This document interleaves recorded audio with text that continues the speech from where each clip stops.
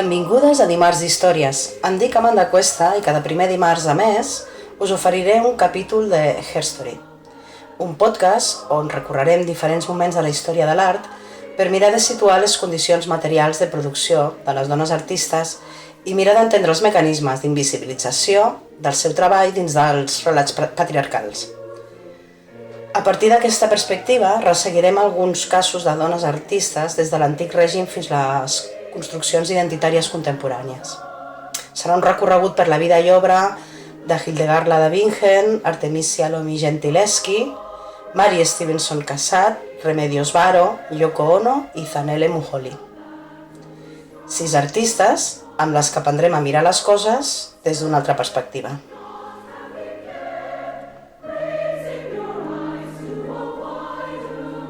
Si encara m'esteu escoltant, potser us preguntareu què és la Herstory i per què faig servir aquesta paraula anglesa tan rara, o per què és important parlar de les condicions materials de la producció per parlar d'art, i per què ens referim a la historiografia tradicional com un relat sesgat. Al llarg d'aquest àudio, amb l'ajut d'alguns textos escrits per altres dones, miraré de donar voltes a aquestes qüestions i posar les bases per poder contextualitzar a les protagonistes de les properes sessions. Haig de començar pel final. Si la historiografia tradicional és o no un relat sesgat, explicant per què la paraula història, en majúscules, resulta problemàtica des dels feminismes inclusius o feminismes interseccionals. Com ja sabreu, la història, com a disciplina acadèmica, consisteix en analitzar les fonts escrites, els documents. I el text escrit, segons el que ens ha arribat, apareix a Mesopotàmia cap al 3500 abans de Crist. Això que pot semblar molt llunyà i com de sempre, en realitat a escala de la humanitat és pràcticament res, un sospir.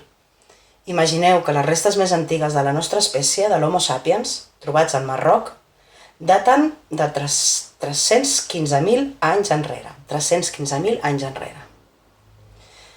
Podríem dir que la humanitat va viure salvatge, sense civilització, ni divisió del treball, ni divisió de classe, de raça o gènere, ni propietat privada, ni escriptura, uns 300 mil·lennis. Imagineu quantes generacions són 300 mil·lennis. Molts milions de generacions. La humanitat va sobreviure tots aquests mil·lennis per la seva capacitat de cooperar a l'hora de fer front al medi i no per la seva capacitat de matar-se els uns als altres.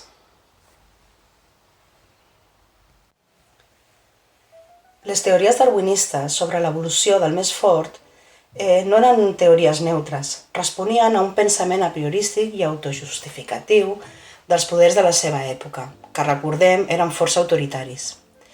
I de fet, la gran crítica a aquesta manera d'entendre l'evolució de les espècies va venir per veus que deien, resumint moltíssim, que havia estat la capacitat de les espècies per cooperar entre els seus individus qui les havien fet prosperar.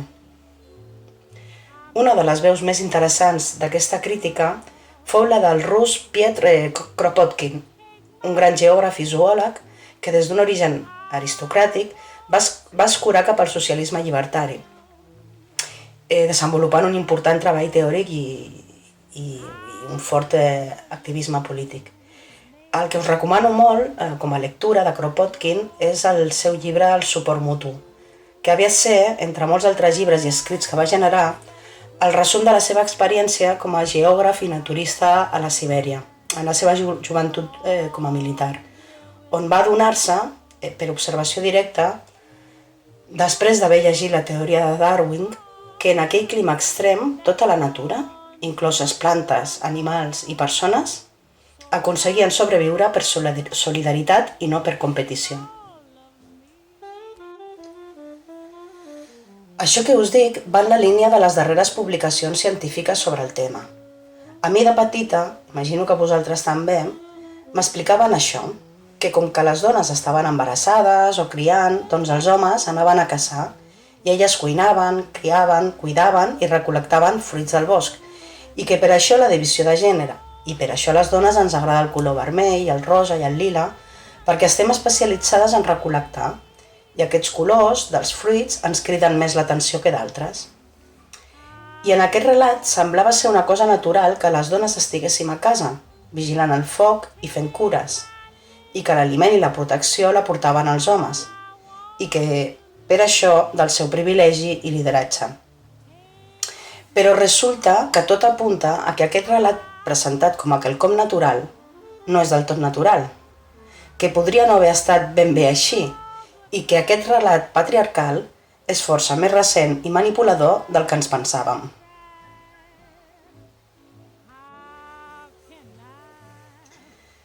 Aquest novembre passat, el novembre de 2020, es va publicar a la revista científica Science Advances la troballa d'uns enterraments a Willamaya, Pachá, al Perú, que estan datats de fa 9.000 anys. Es tracta de l'enterrament d'una dona caçadora que va ser enterrada precisament amb els seus atributs de caçadora. I no és l'única prova, se'n van acumulant les proves des de fa temps, amb les noves tècniques de datació i successió de restes, esclar. Abans es trobava algú amb una arma i es donava per descomptat que era un home. Resulta que el mateix article es conclou que la participació femenina a la caça major, que no parlem de caçar un pardal o un conill, parlem de caça major, no fou trivial, i que entre el 30% i el 50% dels caçadors del Pleistoceno tardà i l'Holoceno temprà a les Amèriques podrien haver estat dones. Com us quedeu? Jo reconec que em va fer un salt al cor. Vaig anar a buscar l'article i el vaig llegir de dalt a baix. Bé, però tornem a la civilització, o el que en sabem d'ella, i tornem a l'escriptura. De fet, la paraula escrita apareix per portar registre de l'excedent de gra, que es guarda al temple. Això ens expliquen els experts. Es feien servir unes tabletes d'argila humida on es feien marques amb un punxó per fer els recomptes. Aquestes tauletes, que eren fràgils, es trencaven amb freqüència, així que quan va arribar el moment de fixar les lleis, es van fer servir altres materials més durs, tan durs que han arribat fins ara. De fet, un dels documents més antics conservats, per exemple, és el Codi de Hammurabi, un rei de Babilònia que està datat cap al 1750 a.C. i és un conjunt de 282 lleis picades en pedra basades en la llei del talió. Fent una descomunal elipsis, perquè és llarg de matitzar i resumir, podem dir que fins l'aparició de l'impremta i encara força temps després, el text és un instrument al servei de les èlits i del poder, per fixar la propietat i glorificar les conquestes i dominacions dels reis i els senyors. Però encara hi ha més. Haig d'explicar també que la destrucció de textos crítics, la crema de llibres, ha estat una pràctica usual al llarg dels segles per esborrar la memòria de tot allò molest o alternatiu. Allò que forma part de l'espècie que podria haver estat transcendental però no ho sabrem mai, perquè no convenia. Ara us en faré una llista breu de casos molt transcendentals. Començaré per la crema de llibres i assassinats acadèmics a la Xina de Qin Shi Huang, l'any 212 a.C., on molts intel·lectuals que van desobeir l'ordre van ser enterrats vius. També els llibres d'alquímia de l'Enciclopèdia d'Alexandria van ser cremats en 292 per l'emperador Dioclecià. Al 333 després de Crist, Constantí I, mitjançant la seva epístola als bisbes i als pobles, va ordenar cremar tots els escrits de l'arrianisme sota pena de mort per a qui no complís el seu mandat, establint així un precedent que posteriorment seguirien altres emperadors cristians. Perquè no ho sapigueu, l'arrianisme defensava els principis primigenis d'igualtat entre persones del cristianisme i negava la Santíssima Trinitat. Al febrer del 448, l'emperador Teodosi II va manar donar a les flames tots els escrits pagans crítics amb el cristianisme, fet escenificat a l'any següent en una gran crema pública de llibres nocius a partir del concili d'Efes. L'any 1258, la gran biblioteca de Bagdad, coneguda com la Casa de la Saviesa, va ser incendiada pels mongols després de la conquesta de la ciutat. A la fi del segle XV es va produir a Florència una important crema de llibres i obres artístiques considerats immorals, en l'anomenada Foguera de les Vanitats, promoguda per Girolamo Savonarola. I per donar un darrer exemple més actual, el 3 de setembre de 2018 es va produir un incendi al Museu Nacional de Brasil a Rio de Janeiro que custodiava, entre altres tresors, el major patrimoni cultural immaterial que existia al món, la col·lecció d'enregistraments sonors de les cultures indígenes, moltes d'elles ja desaparegudes i que han quedat esborrades sense que haguem pogut interpretar el seu llegat, destil·lat en mil·lennis de transmissió oral. El museu va cremar-se per falta de manteniment i recursos, que és com es fa ara, ja que és sabut que el personal tècnic de conservació portava anys avisant que la situació de deixadesa de les instal·lacions era crítica. Bé, doncs disculpeu aquest discurs sobre la desaparició de les fonts històriques, però és important per explicar que la història en majúscules analitza el passat a partir d'aquest material generat i sesgat des dels interessos del poder i que als historiadors, moltes vegades, no els queda més remei que citar el que anomenem fonts secundàries, d'algú que va escriure, que va llegir un text i n'explica alguna cosa sobre aquest text que en realitat es referia a quelcom que va passar 2 segles abans.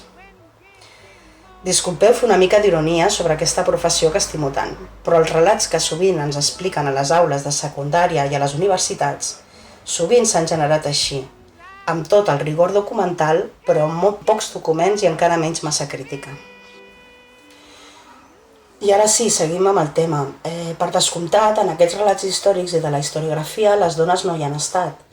No han escrit ni fonts primàries ni secundàries, no en són les protagonistes i tampoc han estat les historiadores que han analitzat els documents, fins fa ben poc, perquè les dones fa molt poc que vam entrar a l'acadèmia.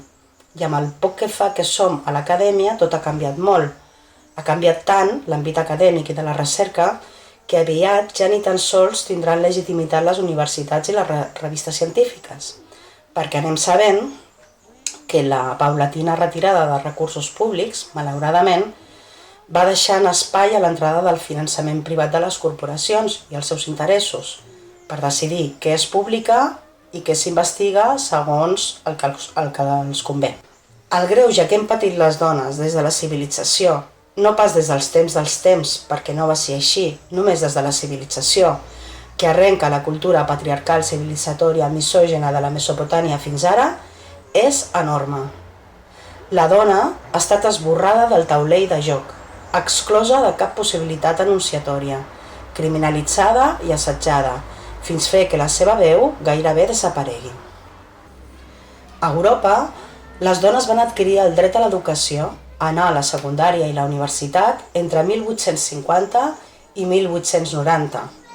De fet, el 8 de març de 1910, la Gaceta de Madrid va publicar una Reial Orden del Ministeri d'Instrucció Pública que dirigia aleshores el conde de Romanones, permetent per primer cop la matriculació d'alumnes en tots els establiments docents d'Espanya. Però encara en 1940, el percentatge de dones a les universitats espanyoles era del 12,6% del total i el 1970 el 31%. No va ser fins al tombant del segle XXI que les dones van començar a superar percentatges del 50% al nostre país. L'accés de les dones a la propietat està associat històricament a la consagració legal de la seva inferioritat jurídica, vinculada estretament al seu estat civil. Paradoxalment, en establir-se el règim democràtic liberal i el sistema capitalista, es construeix un ordenament jurídic tan estricte en l'ordenament del poder en les relacions de la vida privada que tanca llicències que es presentaven en períodes anteriors. Pel sol fet del matrimoni, la dona adquiria la condició d'incapaç i la propietat, dret sagrat en el nou règim liberal, era inaccessible per a les dones casades, ja que sense capacitat no podien exercir-la. Elles quedaven sota l'imperi de la potestat marital, definida com el conjunt de drets i obligacions que les lleis concedeixen al marit sobre la persona i béns de la dona. Eren integrants d'una societat conjugal, amb un sol administrador de poders absoluts. Les dones no podien ni contractar, ni hipotecar, ni vendre, ni comprar béns immobles, ni acceptar herències, ni comparèixer en judici sense l'autorització escrita del marit. Pel que fa a la possibilitat de tenir propietats i no haver de ser tutelada pel marit o altre home de la família, a Anglaterra, per exemple, això no fou possible fins al 1880 i a Espanya bastant més tard. Pel que fa a altres drets fonamentals, com el dret a vot, el sufragi femení va començar a aprovar-se a Nova Zelanda i Austràlia als anys 90 del segle XIX.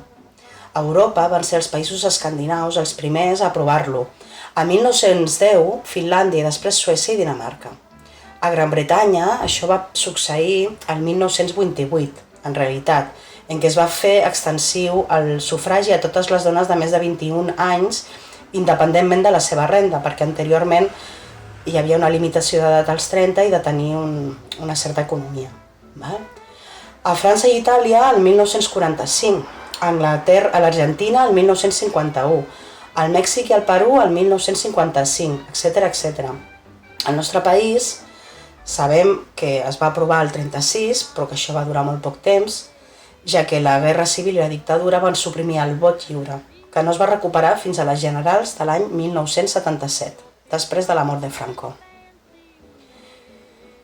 De fet, a nivell internacional, no fou fins al 1963 que els esforços per a consolidar les normes relatives als drets de la dona van conduir a l'Assemblea General de les Nacions Unides a sol·licitar a la Comissió que elaborés una declaració sobre l'eliminació de la discriminació contra la dona, que l'Assemblea va aprovar en última instància l'any 1967.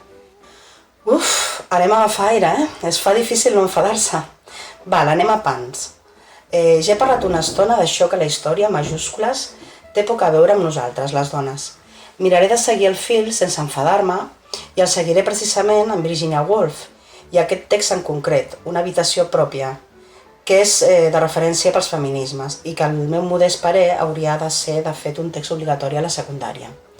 Deixeu-me llegir-vos un fragment d'un Quarto Propio, us ho dic en castellà perquè tinc la meva edició en castellà, existeix, està traduït al català, que és aquest text de la Virginia Woolf, en concret traduït per la Maria Milagros Rivera Garretas a l'editorial Hores i Hores de l'any 2008. Quan la Woolf parla de la Charlotte Bronte, i ho faré en castellà perquè aquesta és la llengua de la meva edició de la Woolf, em disculpareu.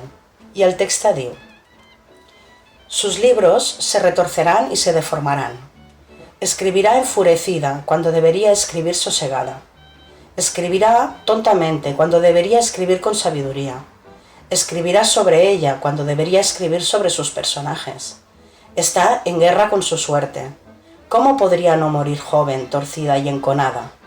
¿Cómo no acariciar por un instante el pensamiento de lo que habría podido suceder si Charlotte Brontë hubiera poseído, digamos, 300 al año? 300 al año s'està referint a 300 lliures a l'any. Aquest text, Una habitació pròpia, fou reescrit a partir d'unes conferències que li van encomanar a la Virginia Woolf i que ella va pronunciar el 1928 a Cambridge sobre la literatura de les dones. Entre les coses importants que diu a les estudiants que hi assisteixen, els diu que per poder dedicar-se a la literatura o l'art seriosament cal tenir 500 lliures i una habitació pròpia, és a dir, no haver-se de preocupar pels calés i tenir un espai i un temps per escriure, cosa incompatible, en majoria de casos, amb les criances. Els parla de la importància de les condicions materials. El que els explica és que difícilment pot parlar-se de la literatura, de l'art de les dones o la música de les dones perquè les dones han estat sempre pobres, que no han tingut les condicions materials ni la llibertat ni el temps per fer-ho. I parla de la necessitat de context. Les anima a escriure, ni que només sigui per crear el context que faci possible que aparegui en algun moment una gran autora. El que diu exactament és que la germana de Shakespeare pugui néixer. Deixeu-me llegir-vos un altre fragment d'aquest text meravellós del Quarto Propio de Virginia Woolf. Yo, como la mayoría de las inglesas no instruidas, amo la lectura. Me gusta leer libros a montones. Últimamente, mi dieta se ha vuelto más bien monótona. La historia trata demasiado de guerras. La biografía trata demasiado de grandes hombres. La poesía muestra, pienso, una tendencia a la esterilidad. Y la novela, pero ya he mostrado bastante mis debilidades como crítica de la novela moderna, así que no diré una palabra más. Por eso os pido que escribáis todo tipo de libros, sin vacilar ante ningún tema, por más trivial o vasto que sea, por el medio que sea. Espero que os hagáis con dinero suficiente para viajar y para estar ociosas, para contemplar el futuro del mundo o su pasado, para soñar con libros y holgazanear por las esquinas de las calles, dejando que el hilo del pensamiento cale hondamente en la corriente. Porque no os estoy confinando en absoluto a la novela. Si queréis complacerme, y hay miles como yo, escribiréis libros de viajes y de aventuras, eruditos y de investigación, de historia y biografía, de crítica, de filosofía y de ciencia. Haciendo esto, beneficiaréis sin duda el arte de la novela, porque los libros tienen su manera de influirse entre sí. A la novela le mejorará mucho el contacto íntimo con la poesía y la filosofía. Además, si estudiáis cualquier gran figura del pasado, como Safo, como la señora Murasaki o como Emily Bront, descubriréis que es heredera además de origen, que ha llegado a existir porque entre las mujeres había cundido la costumbre de escribir con naturalidad, de modo que, incluso como preludio de la poesía, esa actividad vuestra seria preciosa. Bé, i amb aquesta idea saltem d'una dona influent, important pel feminisme com és la Virginia Woolf cap a una altra, perquè és precisament aquesta idea final de la Woolf, la necessitat d'estudiar les figures del passat i d'establir genealogies pròpies de la història de les dones i produir un pensament de dones, el que trobem en un llibre de l'altre gran referent del feminisme, que és Simone de Beauvoir, que l'any 1949 publica el seu assaig El segon sexe. En aquesta obra descomunal, Beauvoir pren com a pregunta de partida què ha significat per a ella ser dona. A partir d'aquí, a través d'una tasca enciclopèdica, que recorre la sociologia, l'antropologia, la història, la biologia i la psicologia, conclou que el que s'entén per ser dona no és més que una construcció cultural abocada sobre el cos sexuat i cosificat de la dona i que la seva definició sempre s'ha fet en relació a una altra, com a esposa, com a mare. Explica detalladament per què la dona té un paper secundari a la societat. Com a bona pensadora existencialista, considera necessària una reapropiació de la identitat i ens proposa un viatge ontològic sobre què és ser dona des d'una perspectiva igualitària. L'obra va ser un escàndol, tal com ella mateixa va explicar en una entrevista uns anys més tard, que us deixo a baix enllaçada. Molts homes es van sentir indignats, inclús homes que ella tenia per persones igualitàries i d'esquerres. El mateix Albert Camus li va dir que havia ridiculitzat l'home francès. La tesi fonamental de Beauvoir és que ser dona no és un fet natural, que és el fruit d'una història. Primer, la història d'una civilització que determina la seva situació actual i, per altra banda, la seva pròpia història personal, la de la seva pròpia infància, i la determina, la que crea en ella, l'etern femení, la feminitat. En concret, diu: no se nace mujer, se llega a serlo. Ningún destino biológico, psíquico, económico define la imagen que reviste en el seno de la sociedad la hembra humana. El conjunto de la civilización elabora este producto intermedio entre el macho y el castrado que se suele calificar de femenino. Solo la mediación ajena puede convertir un individuo en alteridad. I diu moltes altres coses la Simone de Beauvoir, moltíssimes, però en aquest fil que anem seguint en podríem destacar aquests altres fragments que ens venen bé. Us n'aniré llegint algunes cites. Las restricciones que la educación y la costumbre imponen a la mujer limitan su poder sobre el universo. Si la mujer ha franqueado en gran medida la distancia que le separaba del varón, ha sido gracias al trabajo. El trabajo es lo único que puede garantizarle una libertad concreta. El gran hombre nace de la masa y lo arrastran las circunstancias. Pero la masa de mujeres queda al margen de la historia y las circunstancias son para cada una de ellas un obstáculo y no un trampolín. Solamente cuando las mujeres empiezan a sentirse en su casa sobre esta tierra, vemos aparecer una Rosa Luxemburg, una Madame Curie. Demuestran con brillantez que no es la inferioridad de las mujeres lo que determina su insignificancia histórica. Su insignificancia histórica las condena a la inferioridad. Crec que amb la lectura de Virginia Woolf i Simone de Beauvoir he contestat d'alguna manera sobre la importància d'entendre les condicions materials limitadíssimes en què una dona artista ha realitzat la seva obra al llarg de la història. La seva soledat, les barreres que ha hagut de guanyar per poder anunciar-se, la falta de reconeixement i la ridiculització que ha hagut de suportar per part del seu entorn masculí, de ser tractada com una persona inferior. De fet, encara us llegiré un fragment més de Simone de Beauvoir. Uno de los beneficios que la opresión ofrece a los opresores es que el más humilde de ellos se siente superior. Un pobre blanco del sur de los Estados Unidos tiene el consuelo de decirse que no es un sucio negro. Los blancos más afortunados explotan hábilmente este orgullo. De la misma forma, el más mediocre de los varones se considera, frente a las mujeres, un semidios. Aquesta idea també l'havia desenvolupat uns anys abans la Virginia Woolf, quan mira d'explicar per què els homes odien tant a les dones. La raó mateixa de tanta misogínia. En aquelles conferències de què us parlava, s'adona que els homes han fet servir a la dona com un mirall que els fa sentir el doble de grans del que realment són. Que el gran poder que dona la vanitat, ells l'han extret d'humiliar les seves companyes, fent-les sentir insignificants. Abandonarem ara les nostres estimades àvies per anar cap a la tercera pregunta de l'inici, amb la que vam començar aquest podcast, que de fet és la primera. Per què aquest podcast es titula Herstory?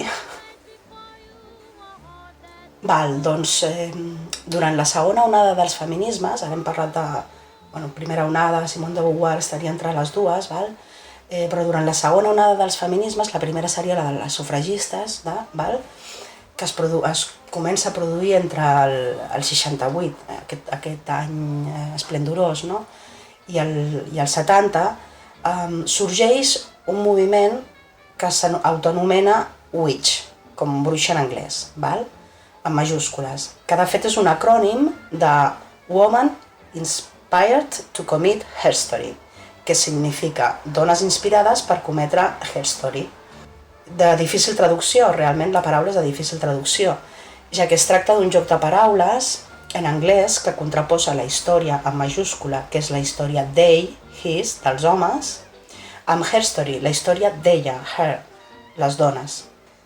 De fet, fou el primer cop que es feu servir el terme, que consisteix a reescriure els relats històrics a partir de la perspectiva de les dones, invisibilitzades pels col·legues homes, i de denunciar la misogínia estructural de la cultura patriarcal.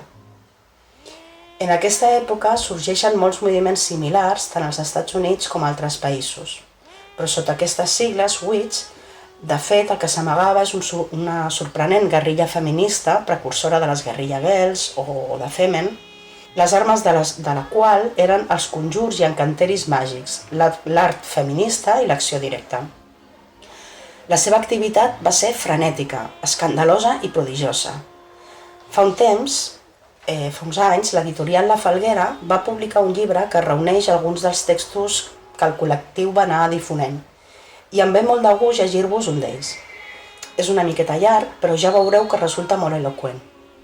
De fet, la imatge que he triat per il·lustrar aquest podcast és la portada d'aquest llibre, que consisteix en una acció del grup de Chicago, del col·lectiu Witch hi havia diferents grups a diferents ciutats.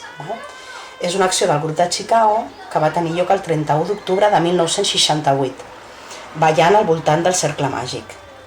El text en concret es titula Bruixes, la història culta de les dones, i diu així, i perdoneu-me que ho tornaré a llegir en castellà, però és que és en l'idioma que tinc aquests llibres. Brujas, la historia oculta de las mujeres. Grupo de brujas de Chicago. Al igual que con otros grupos oprimidos, a las mujeres no se les ha permitido desarrollar una conciencia de su propia historia. Cuando intentamos pensar en grandes mujeres de la historia, pensamos en George y Martha Washington, pero ¿quién demonios fueron esta gente? Reivindicamos aprender la historia de las mujeres de la misma forma que reivindicamos que la historia sea la historia de la gente, no de las élites. La historia de las mujeres ha sido distorsionada severamente. Un ejemplo excelente de ello es nuestro conocimiento de la brujería en Europa y en América.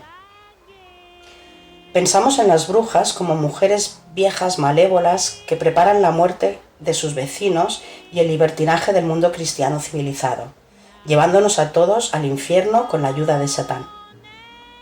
O, por el contrario, no las tomamos en serio en absoluto, sino que creemos que las brujas nunca han existido y que los juicios y las purgas fueron incidentes aislados y específicos de unas pocas sociedades. De hecho, la brujería fue la religión pagana de toda Europa durante los siglos previos al auge del cristianismo y la religión del campesinado durante cientos de años después de que el catolicismo prevaleciera entre las clases gobernantes de la sociedad occidental. La purga contra la brujería fue la supresión de una cultura alternativa y de una estructura social y económica distinta. Antes de la Edad Media, los europeos vivían en sociedades consistentes en pequeñas agrupaciones agrícolas y ganaderas. Eran una raza minúscula que se trasladó a las colinas y continuó viviendo en pequeñas sociedades comunales mientras el cristianismo se impuso en las tierras bajas. Estas sociedades eran matriarcales. No tenían propiedad privada ni ninguna institución de matrimonio. Su dios era una mujer, Tana, la diosa luna. Tana era la reina del cielo, la luna, y era la diosa de la fertilidad, de la lluvia y de la magia. Los rituales de las brujas eran básicamente danzas circulares nocturnas durante las cuales bendecían a la luna y al cambio de estación. Al contrario que sus homólogas de la cultura cristiana, las mujeres eran muy respetadas en las sociedades de las brujas. Eran integrantes de la jerarquía de la Iglesia, la cual también servía a las necesidades gubernamentales de la gente. Al no haber propiedad privada ni matrimonio, las mujeres no eran vendidas como posesiones a sus futuros maridos, como lo han sido en la cultura occidental.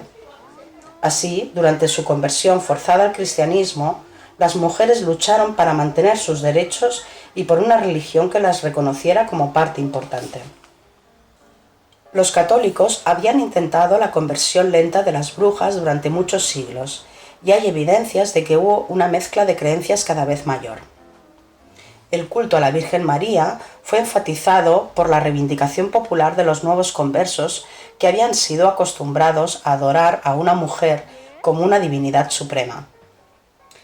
Pero la combinación de numerosos factores hizo intolerable la existencia duradera de rituales y creencias paganas. El principal factor fue la peste negra. La muerte barrió Europa en el siglo XIII, matando al 25% de la población. Fue necesaria una explicación religiosa de estos hechos para calmar los miedos de la gente. Entonces, la peste fue definida como el castigo de Dios a un pueblo que toleraba la herejía. Pero, ¿quién tenía que definir herejía? Las brujas culpaban de la peste a los cristianos, quienes habían abandonado a los viejos dioses, y los católicos culpaban a las brujas. Prevalecieron los más fuertes. Los cristianos estaban organizados jerárquicamente, controlaban a las clases más altas, al ejército y a los gobiernos estatales por toda Europa. Las brujas eran las campesinas y las clases más bajas, las tribus de las colinas, y además eran mujeres. La bruja local, naturalmente, se convirtió en el chivo expiatorio de la peste. Mientras se desarrollaron las revueltas de campesinos, la brujería se convirtió en un grito de guerra para que el resto de la población se armara. Las purgas claramente adquirieron la naturaleza de una lucha de clases.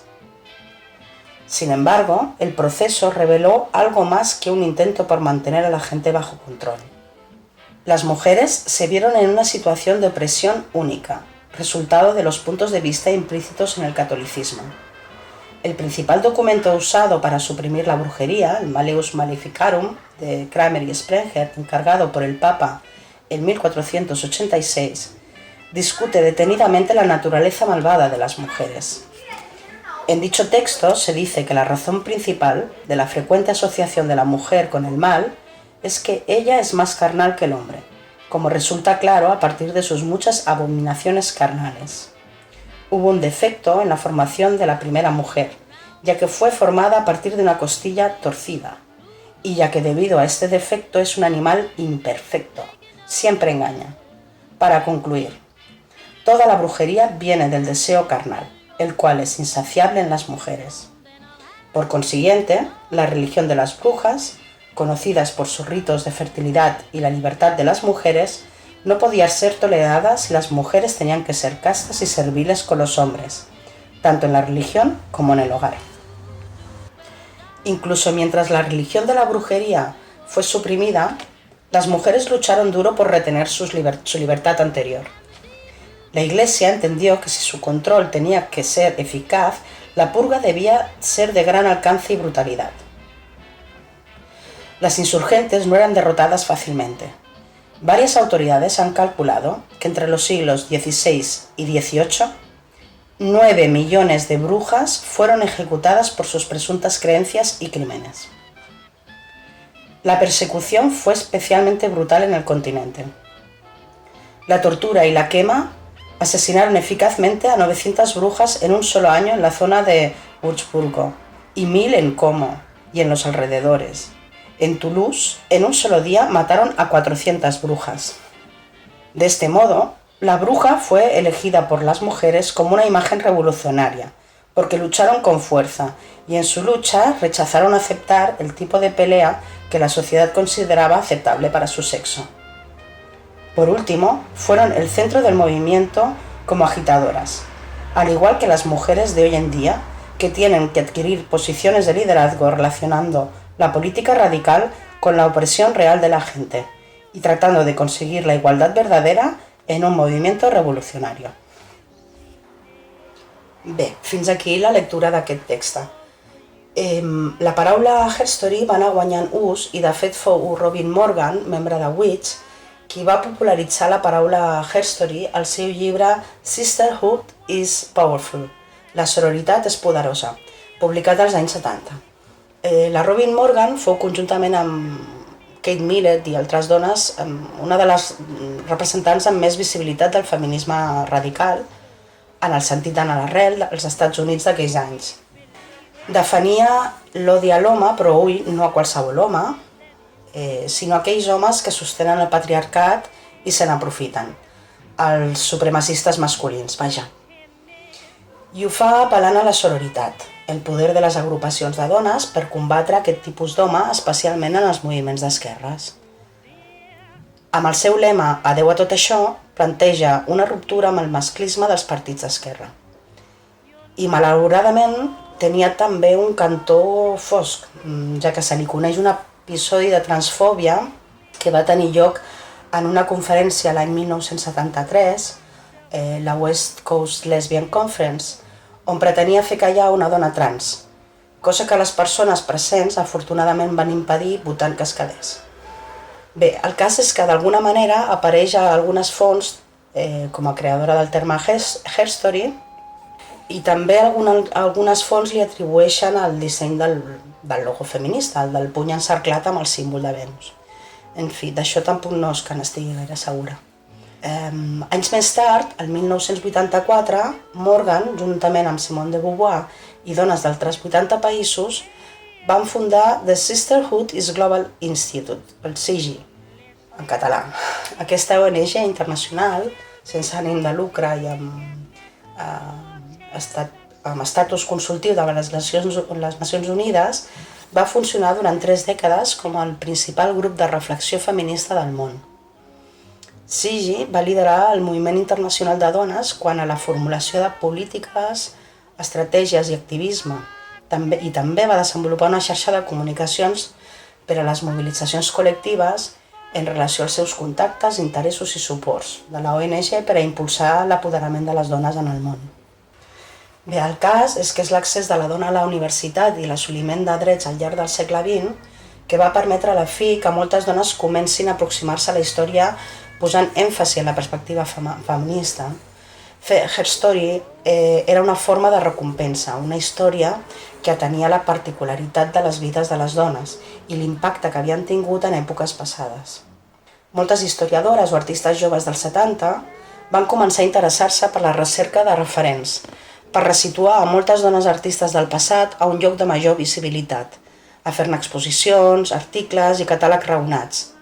Molts cops davant el menyspreu dels col·legues homes que continuaven menystenint a les nostres àvies i besàvies, posant-les sota la catifa, infraprogramant-les.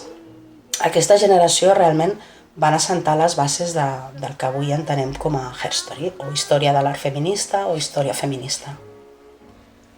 Autores com Linda Nochlin, que el 1971 van publicar l'article Per què no han existit grans artistes dones? Why have there been no great women artists? Que va aparèixer publicat a l'Art News, una revista important, que és considerat un dels textos fundacionals de la teoria artística feminista. En aquest article diu que buscar dones a la història de l'art és extremadament complicat. La primera raó és que no interessaven i les obres s'abandonaven o no tenien signatura o estan signades per un familiar o amb nom d'home. També diu que no cal confondre art feminista amb art femení. També que aquest problema no afecta només a les dones, sinó a les persones racialitzades o artistes que han fet o feien el seu art al marge dels nuclis del poder. Un altre aspecte interessant és la proposta de deixar de parlar del problema de la no presència de la dona, ja que la dona no és un problema sinó un subjecte. I per últim ataca la idea de geni, que és un clàssic de la historiografia clàssica feta per homes, és aquesta enunciació del geni. La pregunta que proposa que ens formulem, la Linda Nochlin, és què s'espera de la dona en cada època de la història i quin era el seu context. Per exemple, podien pintar homes nus? Si no podien pintar homes nus, aleshores podien fer pintura històrica o al·legories, que eren els grans gèneres de la pintura. I finalment proposa reescriure tota la història de l'art, no per omplir forats trobant dones artistes on no hi ha, sinó trencant alguns dels estereotips de la historiografia patriarcal. Una altra historiadora pionera d'aquesta onada és la Paula Harper, que va ser fonamental, per exemple, en l'establiment del programa d'art feminista a l'Institut de les Arts de Califòrnia a principis dels anys 70, que és un dels primers programes d'art feminista coneguts. I a més va comissariar The Women House el 1972, que és una de les exposicions d'art de dones més grans i aclamades que mai s'han produït. Us convido també, pel que fa al nostre propi context espanyol, a llegir els treballs de les nostres bones historiadores de l'art, que les tenim, com poden ser la Patricia Mayallo, la Estrella de Diego, Vicente Elià, Adelina Moya, Mercy Bars, o més recentment la Maite Margallo, entre moltes altres, evidentment. Els seus textos us els deixo ressenyats en els crèdits i bibliografia recomanada d'aquest podcast i us convido a que ho llegiu en les properes setmanes. Queda molt a fer i tota divulgació que en puguem fer és poca, però si jo he pogut fer aquest podcast i citar aquests textos és perquè fa temps, així que ens han deixat, que hem començat a recórrer el nostre propi camí. Tant de bo poguéssim citar totes les dones que ho han fet i ho fan possible. Però per finalitzar, perquè entenguem tot el camí que encara ens queda per fer, crec que val la pena que us expliqui una anècdota. Crec que va ser fa cosa de 2 anys preparant una assignatura d'art feminista, per l'any 2019, que em vaig copiar aquest text de la web del Museu del Prado. Ara que he entrat per preparar aquest podcast, ja no l'he trobat, ja no hi és. Aquesta secció es titulava Mujeres en el Museo del Prado y deia això: rendimos así homenaje a las mujeres artistas a través de aquellas que tienen obras en el Museo del Prado. El museo tiene cerca de 8.000 pinturas catalogadas. Incluye tanto las expuestas como las que se encuentran en los almacenes y las que son del museo pero están expuestas a modo de préstamo en otros centros. Sin embargo, la presencia de autoras es muy reducida, ya que solo se exhiben 4 obras de 3 pintoras, aunque el museo posee algunas más, de unas 30 artistas diferentes y que reposan en sus almacenes. Son mujeres que tuvieron éxito en su tiempo, pero después de su muerte muchas pinturas fueron inicialmente atribuidas a varones, y cuando se verificaba que la autora era una mujer, bajaba mucho el valor económico y simbólico de la obra. Otras muchas permanecieron ocultas tras la figura del padre o del marido, realizando obras que luego ellos firmaban. Pero también las hubo que defendieron con uñas y dientes su talento y lograron imponerse como artistas de éxito en un mundo, el del arte, predominantemente masculino. Y probablemente muchas lo intentaron y fracasaron. Pero, ¿por qué no aparecen en los libros de historia del arte? ¿Y por qué no vemos sus obras en los museos? La respuesta la tienen los hombres, que mayoritariamente han ejercido como historiadores, críticos y conservadores. Tan solo desde la década de 1970, una activa historiografía feminista ha puesto en marcha un proceso de búsqueda de documentación y datos fiables para recuperar para la historia la obra de muchas creadoras. Bé, es fa curiós, no?, la pregunta de «però per què no vemos sus obras en los museos?»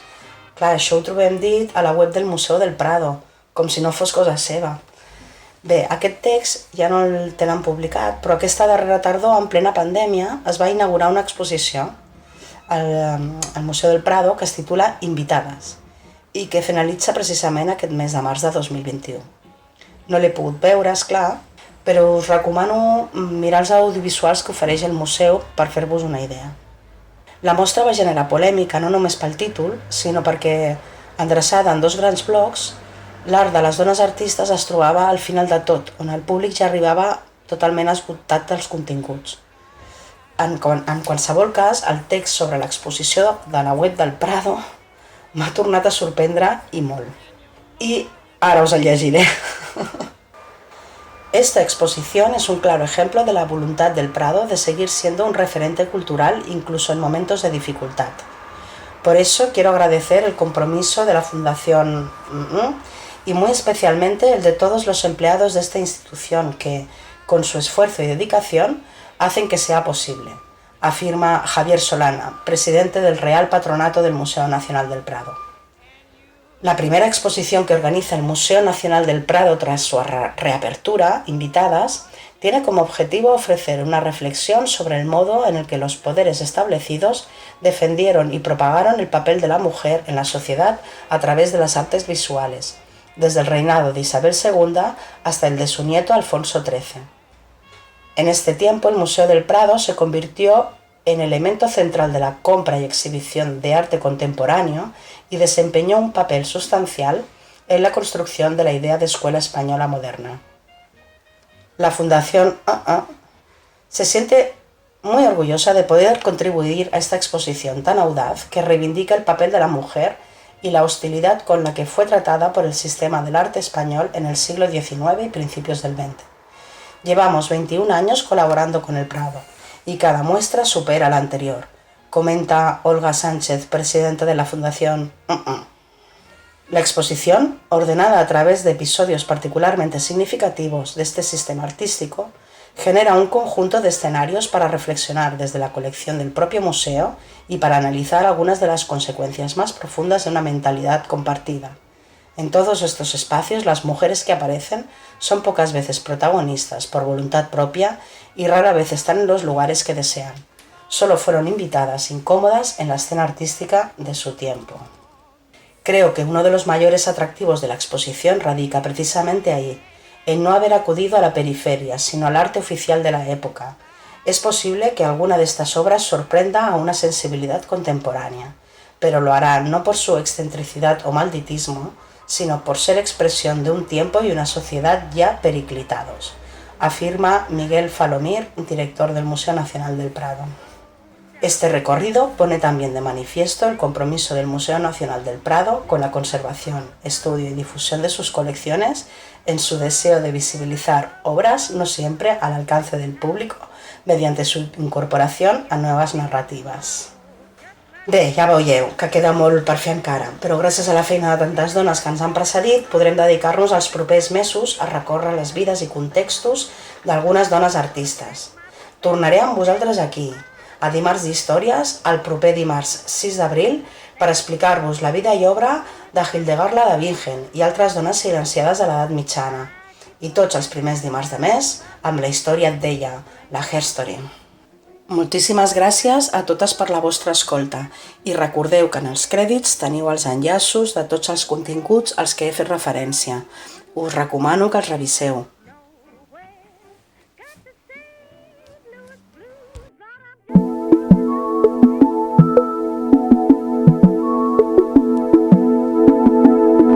Bon dia, bona tarda, bona nit. Heu escoltat Dimarts d'Històries, un podcast il·lustrat de l'Escola d'Art de la Diputació a Tortosa per conèixer, descobrir, entendre i aproximar-te a personatges, llenguatges i relats de l'art, la cultura i el pensament.